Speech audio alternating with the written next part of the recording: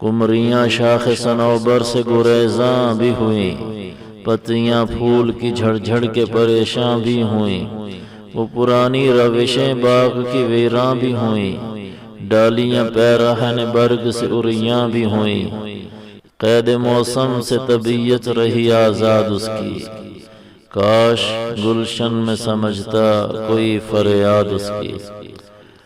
علامہ اقبال کی نظم شکوہ کا یہ 29واں بند ہے۔ پہلے شعر میں قمری سے مراد ایک پرندہ ہے جو صنوبر کے درخت پر اپنے آشیانے بناتا ہے اور نغمہ سرا ہوتا ہے، یعنی کہ قمریاں صنوبر کی شاخ چھوڑ کر اڑ گئیں۔ مراد مسلمانوں کے اہل علم افراد جو امت کا درد سینے میں رکھتے تھے وہ منظر سے غائب ہو گئے۔ پریشان حالی میں پھولوں کی پتیاں جھڑ جھڑ کر اتر گئیں، یعنی ظلم و جبر کے اور زوال کے اس دور میں مسلمان خستہ حالی اور پریشانی کا شکار ہو کر خاموش ہو گئے۔ دوسرے شعر میں روشیں سے مراد عادتیں، پیرہن برگ سے مراد پتوں سے بنا ہوا لباس اور اریاں سے مراد ننگی ہیں۔ مطلب باغ کی پرانی کیاریاں اجڑ گئیں، یعنی وہ آبادیاں اجڑ کر ناپید ہو گئیں جہاں مسلمان عروج پر تھے۔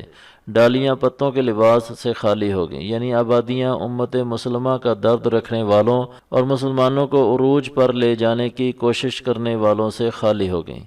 تیسرے شعر میں علامہ صاحب اپنا ذکر کرتے ہوئے کہتے ہیں کہ باغ کی اس ویرانی اور بربادی کے باوجود اس بلبل کے گانوں پر کوئی اثر نہ پڑا۔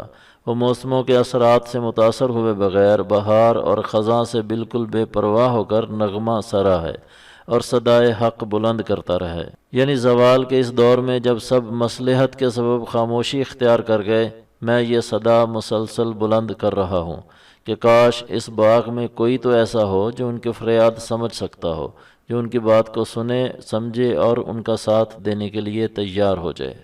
امید ہے کہ اس بند کا تلفظ، مشکل الفاظ کے معنی اور تشریح کے بعد اس کا مدعا اور مقصود بھی آپ کی سمجھ میں آ گیا ہوگا۔ علامہ صاحب کی مکمل شاعری کو اسی طرح سمجھنے کے لیے ہمارا چینل سبسکرائب کریں اور دوستوں کے ساتھ ہماری ویڈیوز کو شیئر کریں۔ اگلے بند تک کے لیے ہمیں اجازت دیں۔ والسلام علیکم ورحمۃ اللہ وبرکاتہ۔